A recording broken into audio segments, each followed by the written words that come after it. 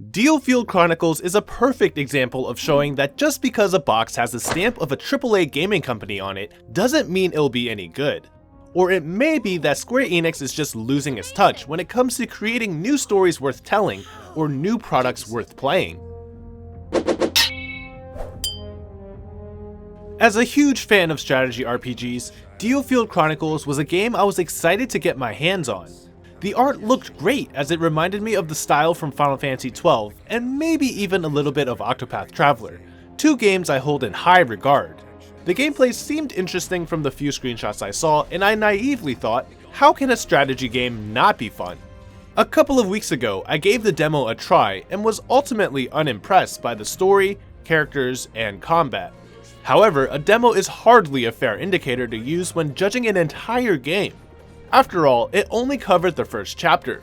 I thought, surely there would be further developments that would make sticking with it pay off. That was a big nope. At the end of it, I was just left empty, wondering what I spent the last 20 hours waiting for.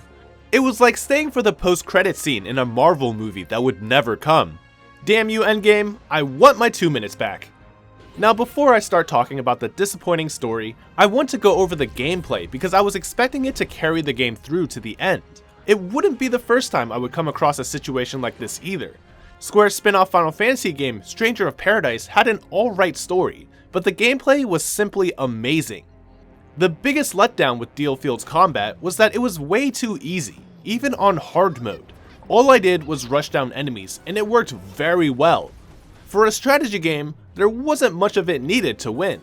It actually makes me wonder what the difference is between easy and hard mode. I would imagine not much. Combat didn't have much going for it either, so it was hard to find something to like. Up to 4 characters are deployed on a mission, and the objective is to always wipe out the enemies.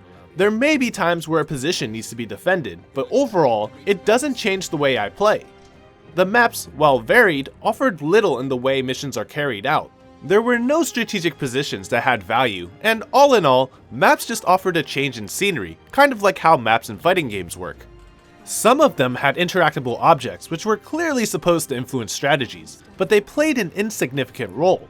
The barrels and turrets are 2 such examples. Barrels would explode, dealing damage and stunning enemies, but it takes more time setting up enemies than just outright killing them, so I often ignored it.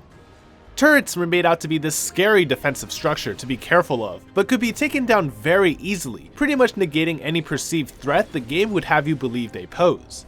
Occasionally, there would also be towers that could be captured to open up new areas of the map where enemies were waiting, but it caused the gameplay to feel more tedious than fun since it slows down how fast I'm able to complete missions. Missions were typically finished fairly quickly by abusing the ambush mechanic, which deals extra damage when attacking from behind, and the powerful assassinate ability, which removes the cooldown when it's used as the final blow. Other mechanics were present, but didn't add anything useful to make things interesting.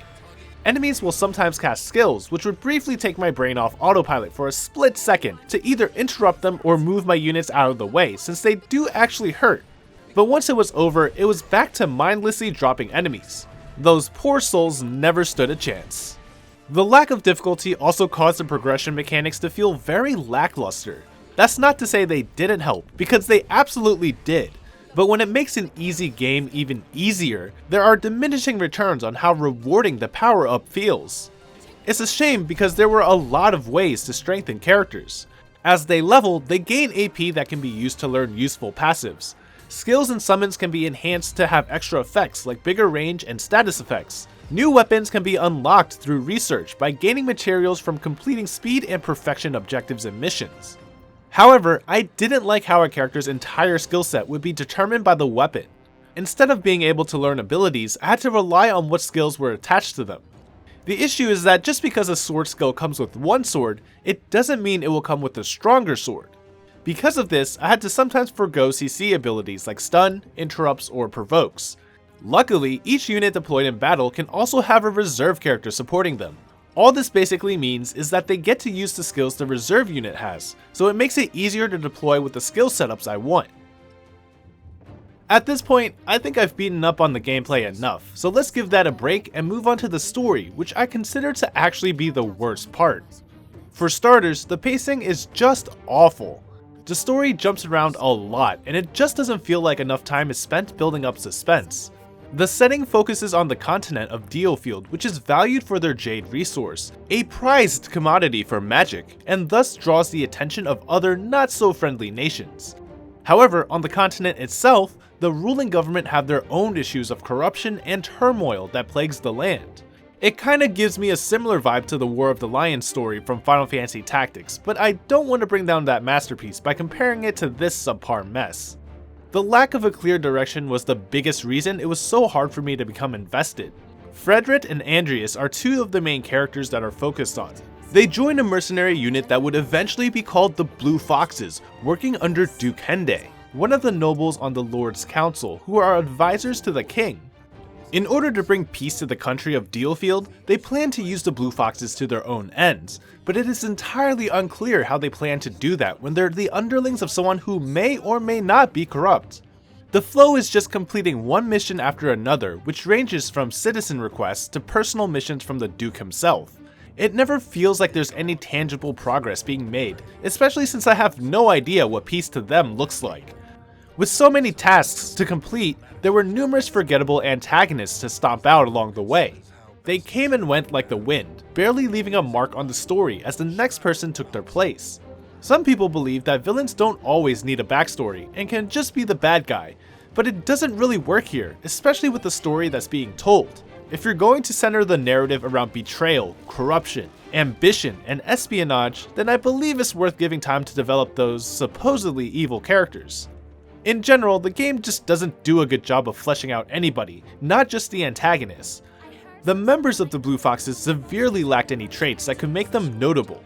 The small tidbits shown through dialogue and side quests didn't do much than to basically give me an idea of where they came from, but did not work to develop any sympathy or empathy from me. With so many characters, I don't expect them all to be given ample time to actually grow on me, but it's different when it comes to the main cast. Andreas was very secretive about his past, and really about himself in general. He was a man of mystery who would always keep his distance from the rest of the group, which can work to keep people interested in order to learn more later. Yet there was really nothing else that made him stand out or gave me a reason to want to stick around. I mean, he was exceptionally skilled in combat and was a genius, sure, but is that enough to want to learn more? Not for me, it isn't. He's also supposed to be best friends with Frederick since they grew up together, but they seem as close to each other as any other forgettable character that joins their ragtag band of misfits. With so many people from various walks of life and beliefs, it's actually astounding that they're able to work together with so little friction. They even let a psychopath remain in the group, which was perplexing since those type of people typically work against the goals Andreas and Frederick at least claim they have. There was some conflict happening between the four leaders, but it kept getting brushed off for seemingly insignificant reasons, making the tension feel unnatural.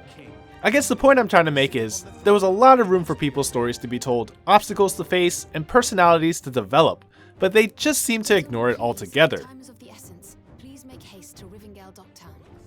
So at this point, it's obvious that the game didn't leave a very good impression. However, I don't want to end it just yet without at least saying something positive. As I said previously, the artwork is pretty amazing. I really like how they incorporated that style along with effects to visually narrate some parts of the game outside of the in-game CGI scenes. It makes me think how much better it would have been if there was just a stronger story to take advantage of it. The dubbing is also noteworthy, something I never thought I'd say in this lifetime. Outside of Shenmue, this is the only game where I elected to play the dub over the sub, which is crazy. The voice actors did a really good job delivering their lines, and the localization of this version of English fits really well with the setting of the game. I'm a bit curious about how the original voices sound, but I don't think I'm missing much since the game takes place during the medieval times, and there isn't any context to be lost. As a longtime Square Enix fan, DioField Chronicles did not meet my expectations, though it may just be my own fault for having any in the beginning. I've always operated on the operandi of having no expectations so as to not have them crushed by disappointment later. Yet as an avid lover of strategy games, I couldn't help but hope for Dio Chronicles to give me something that challenged my noggin. All I got though was a void in my soul, a thirst for a deeper story, and a hunger for a better combat system. Which actually just makes me want to go back and play Final Fantasy Tactics again. DioField Chronicles may not have been the game I wanted, but at the very least, it's a new IP that can continue to be refined should they decide to keep going, and ultimately, that will always be a good thing.